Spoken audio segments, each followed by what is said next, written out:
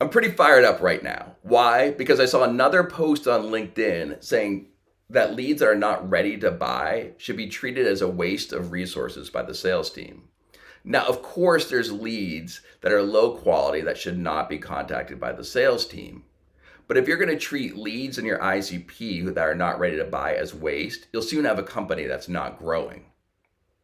Do you think that companies just researching solutions now isn't going to make a decision in the future? Do you think the developer today or the salesperson today isn't going to be a decision maker in the future? Of course they are. And those time frames are not that long.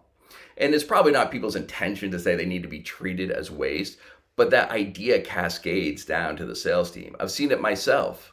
When you go through and say, okay, people are not ready to make a decision, just move on from them, what ends up happening is the sales team just turns and burns on them.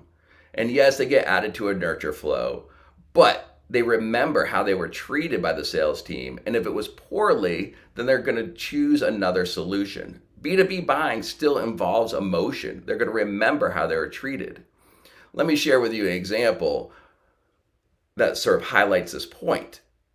I know a gentleman who had a very successful career. He's now retired, but when he was first starting his career and he got his first job, he decided to apply for a credit card at JCPenney. And they denied him the credit card. But it wasn't just that they denied him, that's a business decision, but it's how they did it. They treated him as less than. And he remembered that. He said, I'm never going to set foot in a JCPenney again.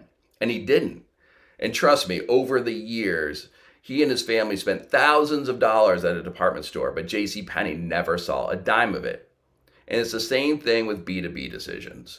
People remember how they were treated. And so if someone is in your ICP, if someone has the potential to ultimately decide to choose your product, don't set in the sales team's mind that it's just a waste of resources. Find a process that still treats them as quality, and they'll remember that and be more prone to choose you in the future. And one of the ironies here is that people talk a lot about building their brand on LinkedIn or building out content, but this treatment of prospects is part of your brand as well.